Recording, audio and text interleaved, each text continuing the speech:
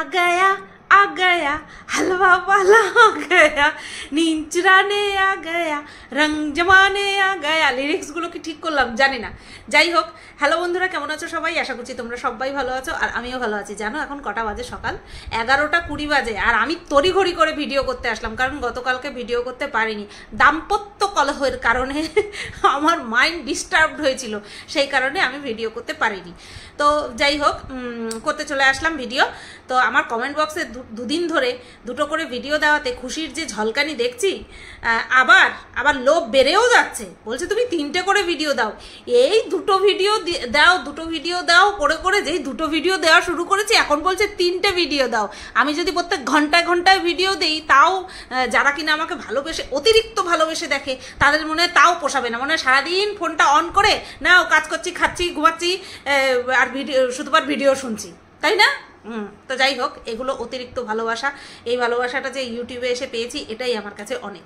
তো চলো, টপিক তো মাথায় সেট করাই আছে। গতকালকে রাত্রেবেলা আর মারুকে নিয়ে বলতে পারিনি, কারণ মিনার বিষয়টা নিয়ে বলতে বলতে টাইম পার হয়ে গিয়েছিল, তার জন্য।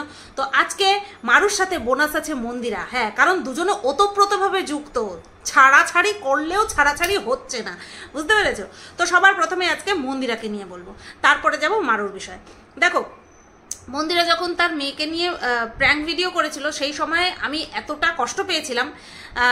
কোথাও না কোথাও সোমনাথ ঠিক ছিল যে আমি ফোন করে জানাতে পারতাম, আবার কোথাও না কোথাও আমার রিয়াক্টটাও, মানে কি বলবো, যেহেতু ওরা দর্শকদের সামনে প্রেজেন্ট করেছে, তাই আমি দর্শকদের সামনেও প্রেজেন্ট করেছি, প্লাস ওদের সামনেও প্রেজেন্ট করেছি, যাতে করে ওরাও দেখতে পায় এবং বাদবাকি মানুষেরাও দেখতে পায় যে এই বিষয়টাতে আমি কি করে রিয়াক্ট করলাম। কারণ আফটারঅল আমি একজন কন্ট্রোভার্সি ক্রিয়েটার, তাই না?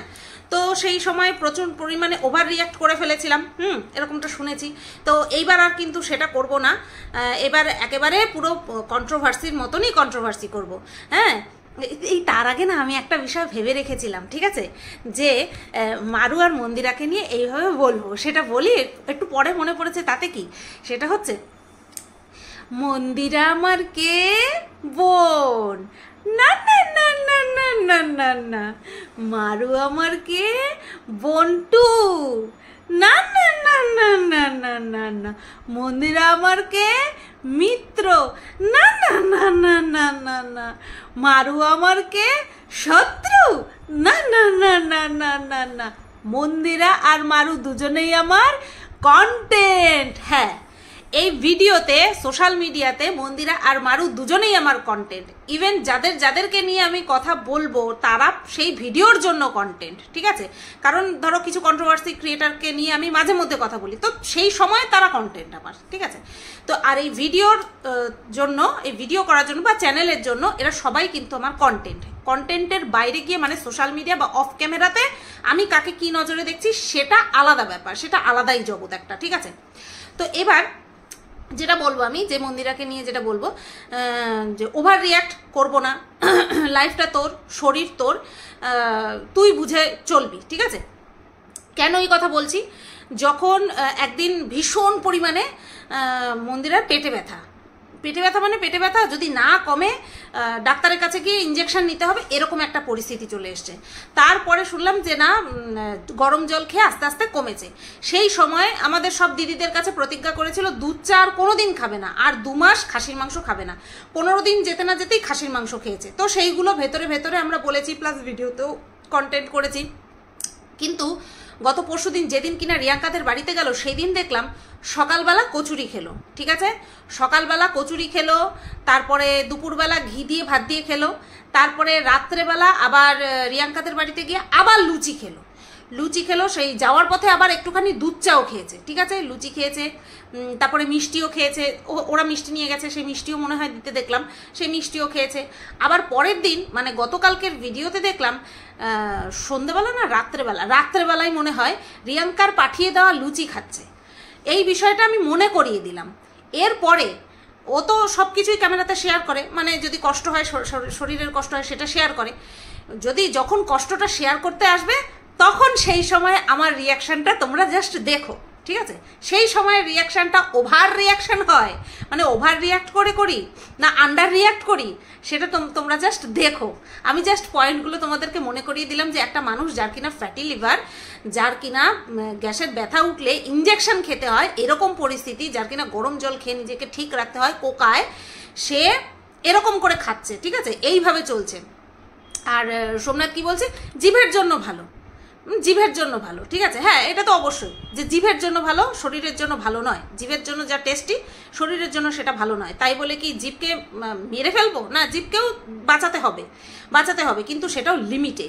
কিন্তু মন্দিরার নিজের ফ্যাটি লিভার থাকা সত্ত্বেও যেইভাবে এই দুদিন ধরে আমি দেখলাম, তাতে করে শুধু অপেক্ষা করছি কবে কোকাতে বসবে, ঠিক আছে? না, অভিশাপের কোনো ব্যাপার না, কারণ ওর একটুখানি খেলে পরেই এরকম হয়। আচ্ছা, এই ব্যাপারটা গেল। তারপরে আসছে বৃষ্টিতে ভেজার ব্যাপার। দেখ, বৃষ্টিতে ভিজলে পরে স্নান করে নিলে সাথে সাথে কিছু হয় না শুনেছি, কিন্তু বিশ্বাস করো যার হওয়ার, তার বৃষ্টি দেখলে পরেও হয়। হ্যাঁ, তার বৃষ্টি দেখলে পরেও হয়। অর্থাৎ কখন কার ইমিউনিটি পাওয়ার কিভাবে কমে যাবে সেটা কিন্তু কেউ বলতে পারে না, কারণ আমাদের ওই খাদ্যাভ্যাসে আমরা প্রচণ্ড পরিমাণে মানে কি বলে ওটাকে, নিয়ম না মেনেই চলি। তো সেই কারণে কখন বৃষ্টিতে ভিজলে শরীর খারাপ হবে আর দেখলে শরীর খারাপ হবে এটা কেউ বলতে পারে না। এই গেল সেকেন্ড কথা। থার্ড নম্বর বিষয় হচ্ছে টেন্ট হাউস কেন দিইনি জয়ীকে জন্মদিনে? এই কারণের জন্য, কারণ আমি জানি ওদের ঘরে রাখার মতন, মানে বাচ্চাদের জিনিসপত্র রাখার মতন কোনো জায়গা নেই। সেটা যদি একটা জায়গায় ধরো প্যাকেট করে রাখতে পারলাম, সেই ব্যাপারটা আলাদা, কিন্তু যেটাকে এইভাবে সেট করেই রাখতে হবে সেটা কিন্তু ওরকমভাবেই রোদে পুড়ে বৃষ্টিতে ভিজে ওটা নষ্ট হয়ে যাবে, ঠিক আছে? তারপরে সেকেন্ড একটা জিনিস দেখলাম, সেটা হচ্ছে দোলনাটা। যখন মন্দিরা মেয়েকে কি দেবে বলছিল, তখন কিন্তু বলেছিল, মানে আমরা জানতাম ভেতরে যে ও মেয়েকে একটা দোলনা দেবে। তখন আমি বলেছিলাম দোলনা রাখার জায়গা আছে, সেই তো ছাদেই রাখতে হবে, নষ্ট হয়ে যাবে না, এটা আমি বলেছিলাম। তো হ্যাঁ, দেখছি যে ছাদেই রয়েছে। এবং এই যে বৃষ্টিটা গেল, এতদিন ধরে বৃষ্টি গেল, সেই বৃষ্টিতে ভিজেছে। যতই দামি জিনিস হোক না কেন, অবহেলায় কিন্তু সব কিছু নষ্ট হয়ে যায়, সমস্ত কিছু, কি সম্পর্ক, কি জিনিসপত্র, কি দামি জিনিস, কি কম দামি জিনিস, সব নষ্ট হয়ে যায়। হ্যাঁ, দামি জিনিস নষ্ট হতে একটুখানি সময় নেবে। তো যেহেতু কিনে ফেলেছে, তো সেই কারণের জন্য ও এখন একটা কাজ করতে পারে, সেটা হচ্ছে ছাদে শেড দিয়ে নিতে পারে, ঠিক আছে? যেহেতু ঘরে আর জায়গা নেই এবং ঘর যে বাড়াবে সেই স্কোপও নেই, ছাদে ঘর করবে সেরকম ভিত মনে হয় করেনি, তো সেই কারণে হয়তো ছাদে ঘর করতে পারবে না। নতুবা সোমনাথ বলে যে পেঁপে গাছ রাখলে ছাদ ভেঙে পড়বে, এটা আমি বলছি কারণ যখন ঘর ঠর হয় না তখন তো আমি ওকে অত দেখতাম না, তার জন্য বলছি। তো একটা উপায় করতে পারে, শেড দিয়ে নিতে পারে, তাহলে সেই শেডের নিচে ওই সমস্ত জিনিসপত্রগুলো রাখলে পরে নষ্ট হবে না কমসে কম, ঠিক আছে? এবার আসি 4 নম্বর পয়েন্টে। সেটা হচ্ছে কি দেখলাম, জয়ীর সঙ্গে খেলাধুলো করছে, মানে বলছে যে ওই সকালবেলা ওঠো, রান্না করো, ব্লগিং করো, ব্যবসা করো, ঘুমিয়ে পড়ো। তো হ্যাঁ, তাও তো তোদের লাইফে তাও তো ভ্যারাইটি আছে। এরকম অনেক মানুষ আছে যাদের লাইফে কোনো ভ্যারাইটি নেই, তারা সেই বছরকে বছর একই জীবন, লাইক মি। আমার লাইফেও কোনো ভ্যারাইটি নেই, এই বছর তাও পুজোয় বেরিয়েছি, আর কি ভ্যারাইটি আছে? একইভাবে জীবন কাটাচ্ছি, এতেই যদি এত বোর হয়ে যাস তাহলে হবে কি করে বল? তো যাই হোক, পাহাড় আর সমুদ্র যদি একসাথে দেখতে হয় তাহলে ওই ভাইজ্যাক আছে, তারপরে আরও এরকম অনেক জায়গা আছে যেখানে কিনা ওই পাহাড় টাইপের আছে বা পাহাড় আছে, সমুদ্র আছে, একসাথে আছে। তো এরকম জায়গা খোঁজ করে নিয়ে যেতে পারিস। এবার লাস্ট যে বিষয়টা বলবো সেটা হচ্ছে আমার কাছে খুব অকওয়ার্ড লেগেছে বিষয়টা, এবং অকওয়ার্ডের থেকে সবচেয়ে বেশি হচ্ছে এটা খারাপ। সেটা কি? সেটা হচ্ছে জিভে জিভ ঠেকানো।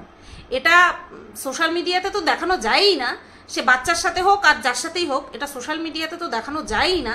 প্লাস এটা প্রচণ্ড পরিমাণে কিন্তু আনহেলদি, কারণ ওর ইমিউনিটি পাওয়ার আর তোর ইমিউনিটি পাওয়ার আলাদা। তুই মা হতে পারিস, কিন্তু তোর ভেতরে যা যা রয়েছে, সে জার্ম রয়েছে, ব্যাকটেরিয়া রয়েছে, যা যা রয়েছে, সেটা ওর মধ্যে চলে যাচ্ছে।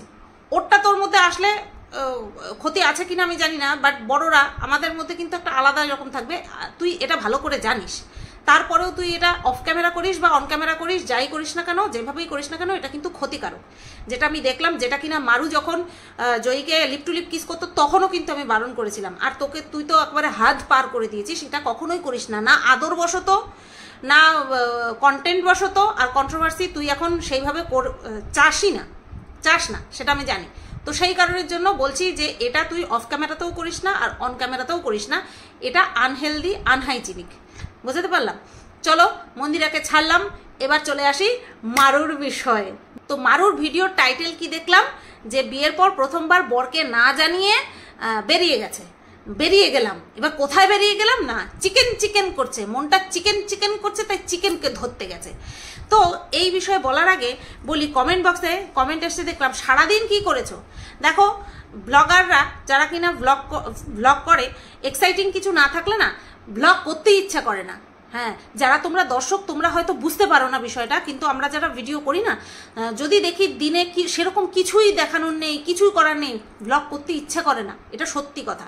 হ্যাঁ, যদি একটুখানি হাটকে প্রত্যেক দিনের একঘেয়েমি থেকে একটু হাটকে কিছু করি, তাহলে সেটাকে ক্যামেরাবন্দি করার জন্য এক্সাইটমেন্ট বেড়ে যায়, ভিডিও এডিট করার এক্সাইটমেন্ট বেড়ে যায়, তাড়াতাড়ি করে সব হয়ে যায়। সেই টাইটেল বানানো, থাম্বনেল বানানো, কখন ভিডিও পোস্ট করবো সেই বেচানির মতন একটা হতে থাকে, আনচান করতে থাকে। কিন্তু যখনই ওই একঘেয়েমি চলে আসে বা দেখানোর মতন কিছু থাকে না, বিশেষ করে কেউ যদি একা থাকে, এইটা কিন্তু আমি প্রচণ্ড পরিমাণে ফেস করি। আমার ব্লগ ভিডিওতে শুধুমাত্র আমি ছাড়া আর কিছুক্ষণের জন্য শেরু ছাড়া আর কিচ্ছু থাকে না, তারপরেও হ্যাটস অফ যারা ভালোবেসে আমাকে দেখে। গতকালকে একদিন ব্লগ ভিডিও দিইনি বলে তোলপাড় করে ফেলেছে আমি লাইভে আসার পরে, কেন ব্লগ ভিডিও দিলে না, এত যে ভালোবাসা শুধুমাত্র আমাকে দেখাই। তারপরেও সত্যি বলছি। তো যাই হোক, মারুর টাইটেলে কি দেখলাম, যে বিয়ের পর প্রথম বেরিয়ে গিয়ে বাজার করলো, বা প্রথম বেরিয়ে গেলাম বরকে না জানিয়ে। আমার টাইটেলটা দেখা যা হাসি পাইছে। এইবার বলতে পারো সুতপা কেন তোমার হাসি পেয়েছে, কারণটা হচ্ছে যেই মেয়ে কিনা পালায় যায় যেই মেয়ে, সেই মেয়ে যদি বলে বরকে না জানিয়ে আমি বিয়ের পর প্রথম গেলাম চিকেন আনতে, সেটা মানা যায়? হ্যাঁ, যে কিনা কোনো সময় বাইরে একা একা বেরোয়নি, ঠিক আছে, সঙ্গে সবসময় কেউ না কেউ থাকতো, তার ক্ষেত্রে মানা যায়। পলায়া চলে আইছে, এবার তো বলতে পারো, বা মারুয়া হয়তো আমার ভিডিও যদি দেখে তাহলে ভাবতে পারে কি আমি কি পালিয়ে একা একা এসছি, আমি তো আমার বরের সাথে এসছি। না না না না না না, বিষয়টা সেটা না। পালানোর জন্য যে একটা সাহস, সেটা সবার মধ্যে থাকে না, বুঝতে পেরেছো? সেটা সবার মধ্যে থাকে না, সেই কারণের জন্যই কিন্তু আমি বললাম। আর এই যে একটা বছর না হওয়া পর্যন্ত বা যাই করবে, তার আগেই ওই বিয়ের প্রথম ওয়ার্ডটা যুক্ত করবেই করবে। বিয়ের পর প্রথম সব কিছু ওর, বিয়ের পর প্রথম মানে এই ওয়ার্ডটা ও সব সময় দিচ্ছে। দেখবে যেই বিষয়টা তোমরা সব সময় করবে বা বলবে, সেটার আর কোনো ভ্যালু থাকে না, সেটা মানে একটা কমেডিতে পরিণত হয়। তো এই যে বিয়ের পর প্রথম, এই যে তিনটে শব্দ, বিয়ের পর প্রথম, এই শব্দটা মারুর চ্যানেল খুলে ভিডিওতে যাবা, দেখবা কতগুলো ভিডিওতে বিয়ের পর প্রথম, বিয়ের পর প্রথম, বিয়ের পর প্রথম।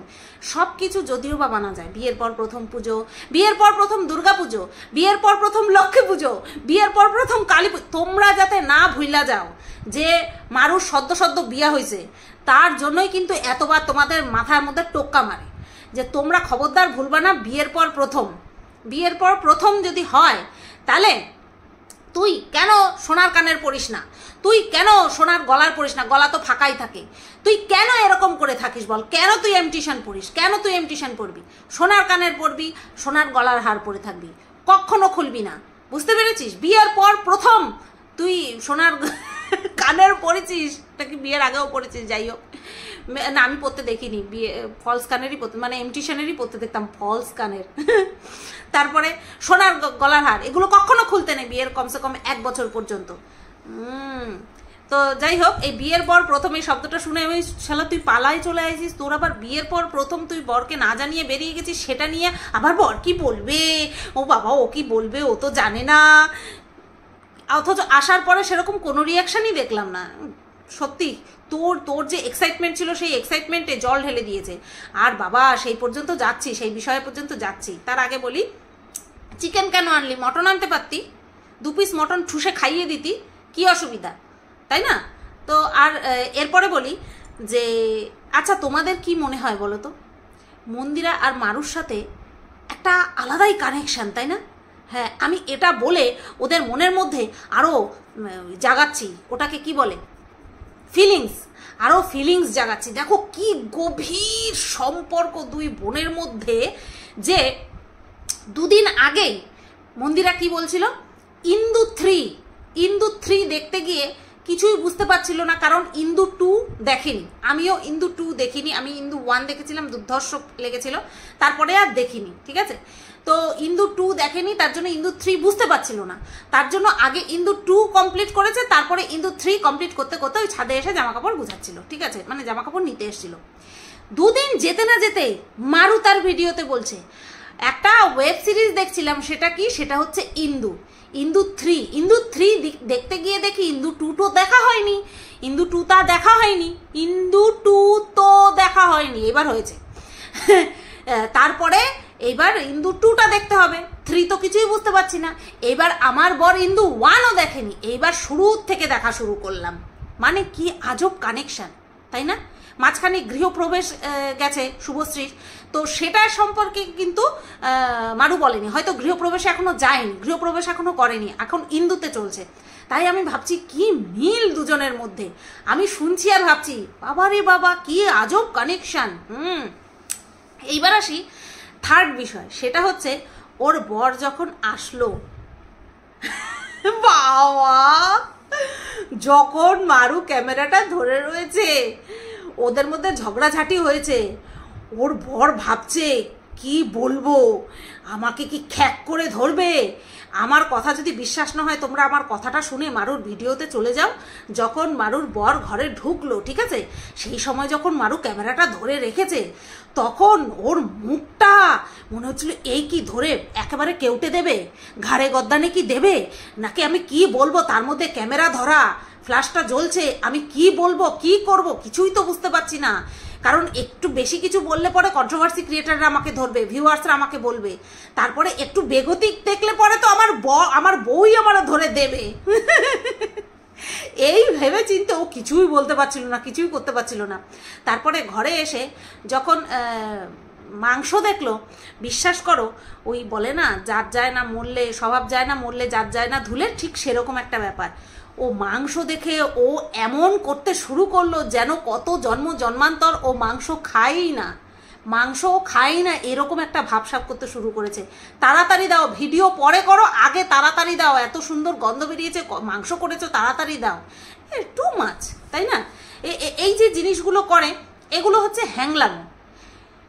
ভিডিও পরে করো, আগে খেতে দাও, এই জায়গাটা বলা উচিত হয়নি। হ্যাঁ, বউকে একটুখানি বেশি খুশি করে দেওয়ার জন্য যে তাড়াতাড়ি দাও, খুব সুন্দর গন্ধ বেরিয়েছে, এইটুকু তাও মানা যায়, কিন্তু ভিডিও পরে করো, এই কাঞ্চাপাটির মধ্যে যে একটা পড়ে, কাঞ্চাপাটির মধ্যে একটা পড়েনি, তাই ভালো, ওর ভাগ্য ভালো, কারণ ওই কপিরাইট পড়বে, গান চলছে কপিরাইট পড়বে, সেই বলাতে মারু যেইভাবে তাকিয়েছিল, তাতে করে একটা থাবর মারার থেকে বেশি কিছু, ওটা বেশি কিছু ছিল। তো যাই হোক, তারপরে কি বলেছে, রুটি আনতে বলে দিয়েছে, রুমালি রুটি এনেছে, বলছে কেন রুমালি রুটি কেন এনেছে, ও বাবা তুমি ভালো খাও তার জন্য আনছে, মারু তুমি ভালো খাও তার জন্য আনছে, ঠিক আছে। তো যাই হোক, এই ছিল ওর ভিডিওতে, মারুর ভিডিওতে তাই ছিল। গতকালকে যে ভিডিওটা করেছে, সন্ধেবেলার থেকে গেছে মাংস আনতে। এইবার আমি বলি বাড়ির বাইরে বেরোনো, বিয়ের 1 বছর অনেক কিছু মানতে হয়, এটা আমাদের মধ্যে আছে, এটা ওদের মধ্যে আছে কিনা জানি না। কারণ দেখো, যতই ও মানে হিন্দু ছেলেকে বিয়ে করুক না কেন, ও কিন্তু বড় হয়ে উঠেছে মুসলিম পরিবারে, ঠিক আছে, মুসলিম পরিবারে বড় হয়েছে। সেখানটায় দেখো ওর মা কিন্তু, মানে মধু আন্টির কথা বলছি, সে নিশ্চয়ই সন্ধেবেলায় ঘর ঝাড় দিত, এর জন্য ও কিন্তু সন্ধেবেলায় ঘর ঝাড় দেয়। যতই ময়লা থাকুক না কেন, সন্ধেবেলা না দিয়ে সন্ধেটা নেমে যাক, তারপরে দিক, ভর সন্ধেবেলায় ঘর ঝাড় দেবে, ঠিক আছে। তারপরে এক হাঁড়ি ভাত, 1 গলা হাঁড়ি পর্যন্ত ভাত রান্না করা, সেটাও ও করে, সেটাও কিন্তু আমি বলেছি যে ও মা করে, এইভাবে ও করে। এখন কিন্তু আর দেখাই না কতটুকু ভাত রান্না করলো। হ্যাঁ, তো এই বিষয়টা ওদের মধ্যে আছে কিনা বা মানে কিনা সেটাও দেখতে হবে। কারণ আমাদের মধ্যে বিয়ের 1 বছর পর্যন্ত খুব সংযত থাকতে হয়, চুল কাটা যায় না, তারপরে হচ্ছে তোমার শ্রাদ্ধ বাড়ি যাওয়া যায় না, তারপরে অনেক কিছু, এরকম অনেক কিছু আছে যেটা কিনা বিয়ের 1 বছর পর্যন্ত মানতে হয়। আর ওদের মানামান্তি প্রথমেই একেবারে মানতি ভেঙে দিয়েছে, যে যখন কিনা রানাঘাটে ছিল, শ্রাদ্ধ বাড়িতে গেল, ওই ফ্ল্যাটেই শ্রাদ্ধ বাড়িতে গেল, সেই সময় কি বলছিল যে জানি না তো, তার জন্য। অথচ আমরা কিন্তু যদি বাবা মার থেকে দূরে থাকি, একটা কিছু হলে পরে কিন্তু আমরা বাবা মাকে জানাই যে এরকম হয়েছে। হ্যাঁ, যেখানটায় ও পালিয়ে গেছে তখন কিন্তু কথাবার্তা হতো, তখন যোগাযোগ ছিল, মানে বাই ফোনে যোগাযোগ ছিল, তখন কিন্তু জিজ্ঞাসা করতে পারতো।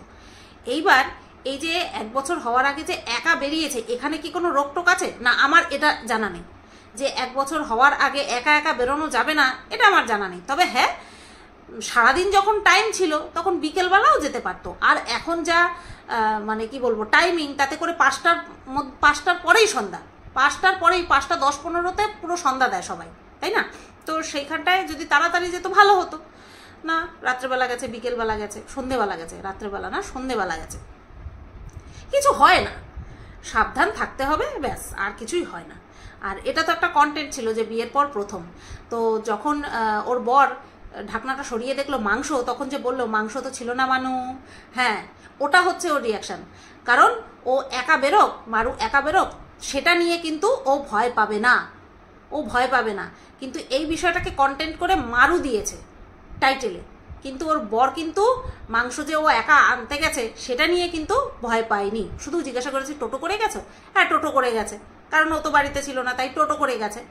তো যেই বিষয়টা নিয়ে টাইটেলে দিয়েছে সেটা ঠিক মিলল না, আর প্রথমে তো মেলেইনি, সেটা কি কারণে তোমাদেরকে বলেই দিয়েছি। চলো, এই ভিডিওটা এই পর্যন্তই রাখলাম। সবাই তোমরা ভালো থেকো, সুস্থ থেকো। ব্লগ ভিডিও আসছে কিছুক্ষণ পরে। টাটা।